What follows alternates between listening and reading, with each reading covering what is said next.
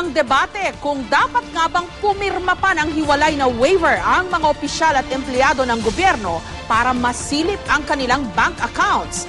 Depensa kasi ng ilang tutol dito, may waiver naman daw na pinipirmahan sa kanilang SALN o Statement of Assets, Liabilities and Net Worth. Pero ayon mismo sa Civil Service Commission, ang nilagdaang waiver ni dating Chief Justice Corona hindi pareho sa waiver na nasa SALN. May report si Cara David.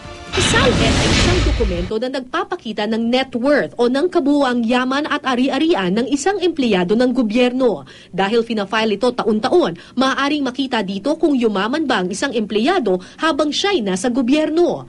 Mahahati sa dalawang uri ang assets o ari-arian ng isang tao, real properties at personal and other properties. Sa ilalim ng real properties, dapat isulat ang lahat ng lupa, bahay at ari-arian na nakapangalan sa iyo, sa iyong asawa, pati mga minor de edad na anak. Pag absolute community kasi, yung pag-aari mo, pag-aari din ng asawa mo. Walang exception.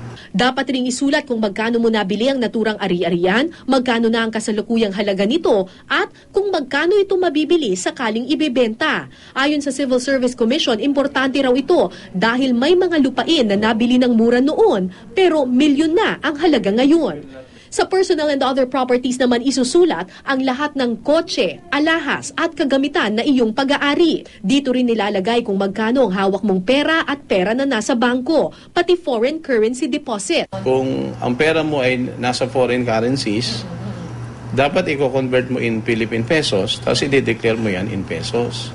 Nakasaad din sa SALN ang iyong mga utang at koneksyon sa mga negosyo. Dapat ding ilahad dito ang lahat ng kamag-anak mong nagtatrabaho sa gobyerno. Sa dulo ng SALN, may waiver kang pipirmahan na nagsasabing pinahihintulutan mo ang ombudsman na buksan ang records ng lahat ng government agencies para maimbestigahan ang pera at ari-arian mo at ng iyong pamilya.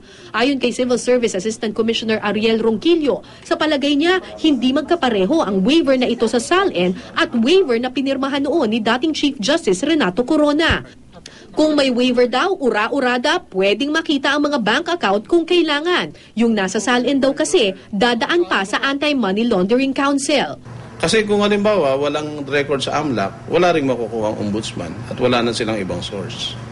Hindi katulad nung may waiver. Pag may waiver, the ombudsman can get the necessary documents or the information directly from the banks.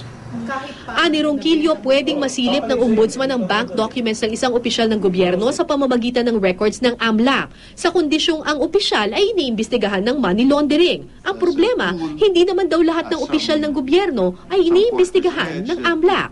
Pwede ka lumabag sa Anti-Graft and Corrupt Practices Act na hindi ka nag-i-engage sa money laundering. So kung walang money laundering activities, pwede ka nang hindi imbestigahan ng AMLAC. Hindi niya mabubuksan yung document dahil wala sa AMLAC. Pabor si Ronquillo sa pagpirma sa waiver na magbubukas ng bank documents ng isang opisyal ng gobyerno. Mas mapapabilis daw kasi nito ang anumang investigasyon ng ombudsman at lahat ng bank documents iniimbestigahan man ng AMLAC o hindi ay tiyak na masisilip. Kaya mungkahi niya, pati mga karaniwang empleyado ng gobyerno, papirmahin na rin ng waiver.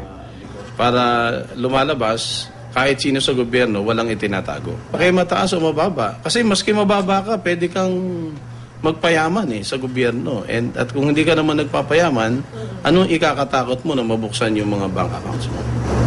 Kayo po, sir, willing kayo? Yeah, I can sign it anytime. Cara David, GMA News.